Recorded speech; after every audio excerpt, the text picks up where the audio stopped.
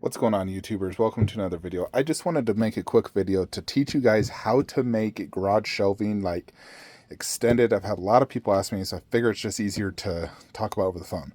So first off, I got this cordless metal saw cutter. I have a link in the description below, but yeah, it's basically a saw, just looks just like that. And I take it outside, I put my weight on, the where I'm about to cut it, and I basically cut this metal. So this is your typical garage shelf, which is, about 3 feet tall. However, there's the occasion where, underneath you have just shy under 33 inches, but realistically 32 is the max you want to put under there. You get a little bit of a extra space because of this, about that much space if you have something that needs to extend into it. But for the most part, you have about 32 inches. And some statues, like these, Alexa, turn on Marvel DC statue room lights. These are, that's like, I made this 40 inches tall. It's actually 41. So there's a few ways to do it. I kind of like hidden it because I put the tape over it. But basically, this is where the normal shelf would end. And I added this thing right here. Now, some garage shelves include this. Some do not. You can see this is where it's done. So some include this, some don't. I noticed they started to get cheap and not include these, but this is basically, like half goes to here, the other half goes to here, and it just basically secures the shelves together. Now, sometimes what they say to do is you literally just stack them and then you put one of these directly in between the two. I don't like that at all. So I installed those. And then I cut the metal right here. That's actually a really good cut, Jupiter. But that is how I more or less extend it. Now this shelf, due to the nature of having a very heavy bust and 1/3 above, I put that and that there to secure it, because it does get more wobbly the higher it goes. And so, yeah, these help secure the wobble. So that's why I put this here. It just helps secure the wobble. Now, there are some things I've seen collectors do, which frankly I should have done, but they get like some sort of like metal thing that goes from here to here to help with like bending in the middle. I feel like I could have really used that on the Thanos shelf. But what I generally do for my shelves to help prevent the bending or whatnot is I double wood it. You'll notice this is sticking up because it's 2 pieces of wood. So, yeah, like Thanos has 2 pieces of wood. And these shelves are advertised to hold 800 pounds, and it's 2 pieces of wood, and it's not, the wood's not going to break. It may slightly bend over time, but it'll never break. And the metal shelving should not break either, because that only weighs maybe 2 to 250 pounds. So theoretically, it should be completely fine. I mean, that shelf probably weighs almost as much. That Captain, oh my gosh, so heavy. Same with Doctor Strange. But extending the shelf greatly helps when you have bigger statues like this.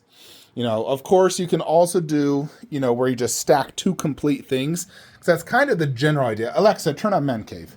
Just turn the whole cave on. Like the DBZ shelf. So normally, I would cut this right here because I do not like having this stick out. However, I kept it there because I want it to match that shelf. That's the only reason I haven't cut that metal. But, I needed to lower this shelf to allow the height of Goku's head. But this isn't 2 entire full ones either. This one is cut. You can see they're both cut right there. But the standard garage shelf ends right here, and it's almost a full one, but my basement ceilings are not very tall, folks. It's 8 feet. I can easily touch the ceiling. So this is like maybe 72 inches tall, if I was to guess. And this is the max I can really do in a 3-tier shelf to get, pretty good visuals on each shelf. I can fit about 30 inches there, 30, 31. About 26, 25, and those are about 25 inches tall, 26. I could fit a 30-inch tall statue above. But for the most part, I mean, I don't like having to cut shelves and install those. I prefer just to have a stand garage shelf. It always feels more secure and better for me. But this shelf and a few other shelves, I've had to, install that extra height space, really. The other thing people often ask me about is this shelf right here. Like, how the heck did I make this shelf? So this is what the shelf is. Because I've bought in so many garage shelves, I had a lot of extra parts. So I took 4 of these normal metal things that would normally build like one of these shelves.